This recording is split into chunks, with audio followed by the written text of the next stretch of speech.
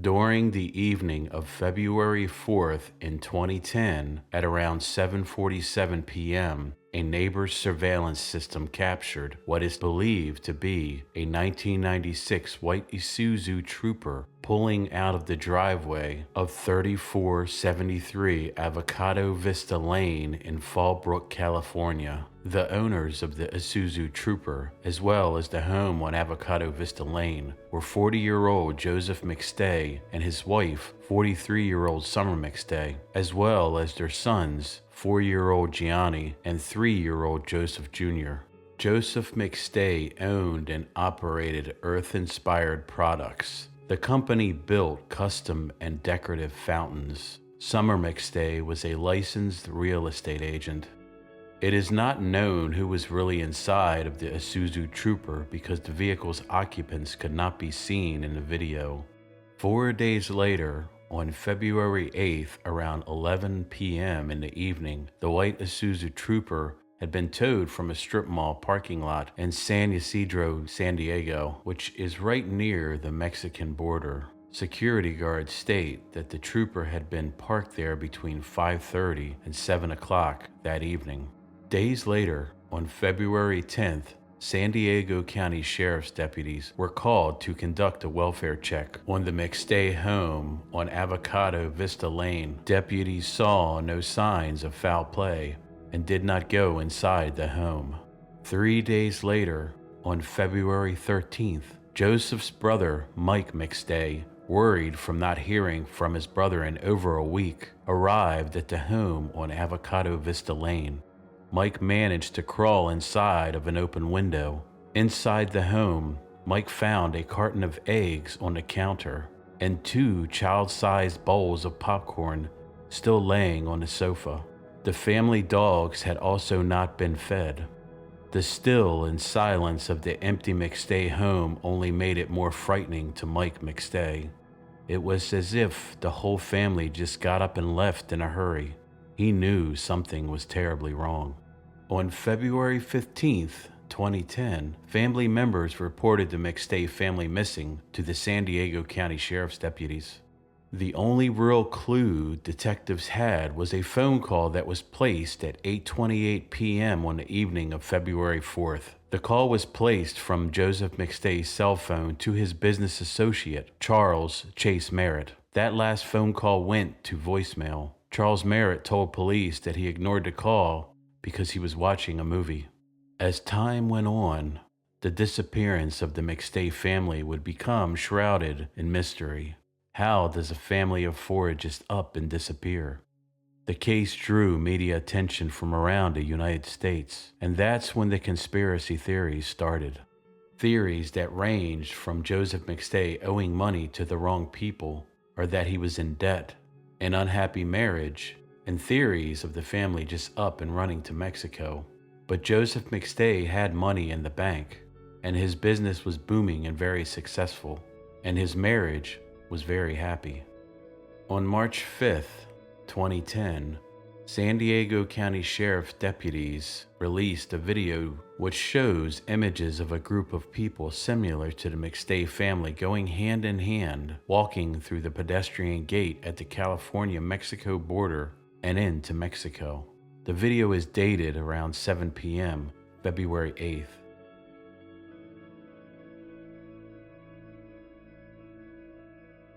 The border video only left more questions than answers. Why would a successful businessman with a loving wife and 2 small children just up and leave? The McStay's family and friends never believed that they would just up and desert the good life that they had in California. Joseph McStay had a booming fountain business, and he was close to his family.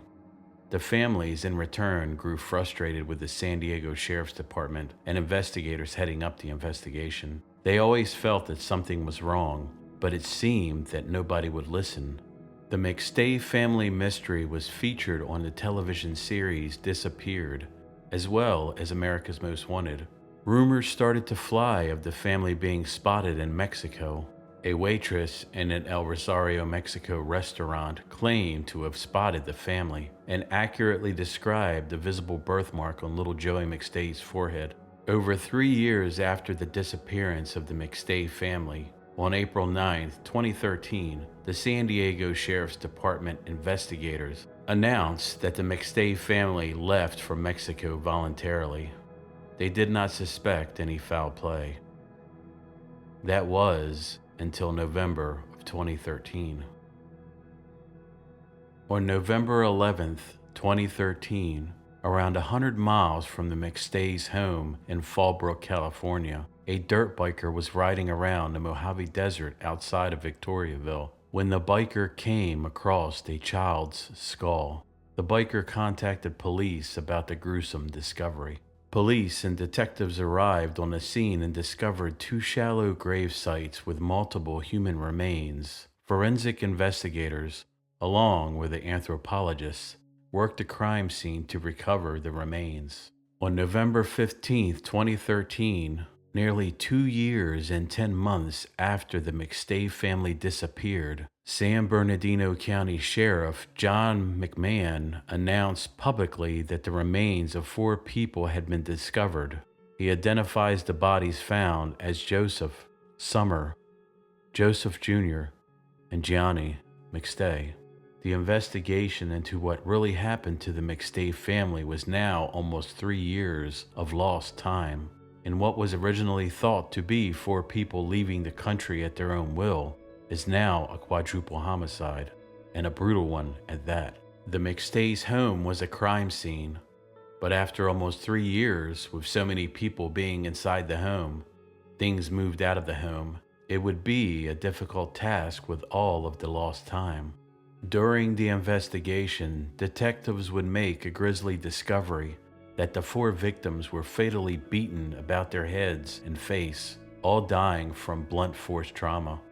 A 3-pound sledgehammer and an electrical cord, which was wrapped around the father's neck, was also buried with the 4 victims. Investigators would later testify that the victims were all tortured before their deaths. Who would brutally butcher 2 small children, let alone a family of 4? As detectives started digging, Joseph McStay's business associate, Charles Chase Merritt, started to become the main suspect. On November 5, 2014, Charles Chase Merritt was arrested and charged with the 4 murders of the McStay family. After countless delays, the trial finally began on January 7, 2019, and we would see the links which would lead detectives to Charles Chase Merritt. Detectives analyzed the family's vehicle and collected DNA swabs. Chase Merritt's DNA was found on the steering wheel, the shifter, and the radio and AC control panel. Merritt was also interviewed by San Diego Sheriff's Department investigators several times during 2010. Merritt told investigators he had last been in the trooper with Joseph McStay 6 weeks before the family vanished. Merritt did claim that he sat in the front seat of the trooper, but had never driven the vehicle. Merritt also had a fresh injury to his hand, which he said was from cutting his hand on sheet metal. Chase Merritt also made several statements about Joseph in the past tense, including Joseph was. Chase Merritt told detectives he did not like Joseph's wife, Summer McStay, as well as another business partner he and Joseph had been working with, stating, "If I were ever going to commit murder, it would be with him." Detectives spoke with that other business partner.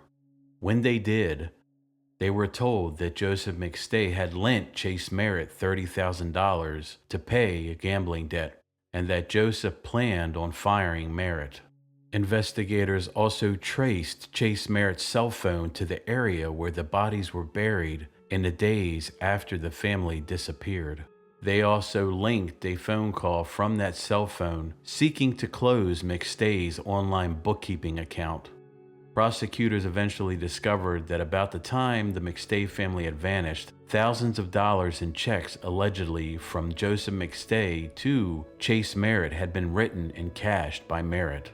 It was also revealed that investigators spoke with a personal friend of the McStay family who had been hired to paint the inside of the family's Fallbrook home. This friend had been in the home days prior to the McStay family's disappearance and was scheduled to finish painting, but after February 4th, 2010, they could not get a hold of the couple. The same friend also told investigators that he went to the McStay's home with Joseph's mother, Susan Blake, on February 17, 2010, and noticed Blake was cleaning the house, which struck him as odd because he felt it could have destroyed evidence. The friend spotted 3 things that struck him as being odd and out of place. The first thing was a missing cover for a futon in the family room area that he specifically remembered having a cover. The second had some dried up paint in one of the paint trays. This friend stated that he had taught Summer how to properly line a paint tray with foil to make cleanup easier because she had complained about cleaning the trays and brushes. And the third thing was that the friend noticed clothes strewn all over the floor in the upstairs bedroom, which was out of character because Joseph McStay was not a messy person. He knew this because he had been roommates with Joseph in the past, and Joseph would never have left behind that type of mess. It is believed that all 4 murders were caused by blunt force trauma. That kind of trauma usually generates a large amount of blood and bloodstains at a crime scene. Investigators had been treating the case all along as a missing persons case and did not process the McStay's residence for latent evidence such as blood stains, blood samples, and DNA. The San Diego Sheriff's Office investigators did not believe there were signs of a struggle inside the McStay's home. However, based on statements from the family friend reported to investigators, a detective from the San Bernardino Sheriff's Department stated that there is probable cause to believe the McStay family were in fact murdered inside of their Fallbrook home. The missing futon cover was used to wrap Joseph McStay's body and was found at the shallow desert gravesite, and a possible paint stain was found on Summer McStay's bra at the gravesite. The paint stain may have dripped onto her as she lay on her side at the crime scene of the McStay's home. The San Bernardino Sheriff's Department detective would state, "Based on my training and experience, criminals who commit murder will typically attempt to clean the crime scene. Murder committed by blunt force trauma typically creates a large amount of blood-stained splatter and cast-off that could be on a ceiling of a room. One of the attempted ways to clean a crime scene is to paint over the bloodstains, though a correct forensic processing of the crime scene would still show the bloodstains. The bloodstain would not be visible to the naked eye. The bloodstain could also be detected by forensic experts years after it was painted over." On June 10, 2019, Charles Chase Merritt was found guilty of murdering the McStay family by a San Bernardino County jury. The jury recommended Merritt's death sentence on June 24th of that year, and on January 21st, 2020, Chase Merritt was condemned to death after the court upheld the jury's decision. Joseph's brother, Michael McStay, would tell the court, "The world was robbed of 4 beautiful souls. We may never truly know what happened to the McStay family and to what truly happened on that evening of February 4th, 2010, inside of that home on 3473 Avocado Vista Lane."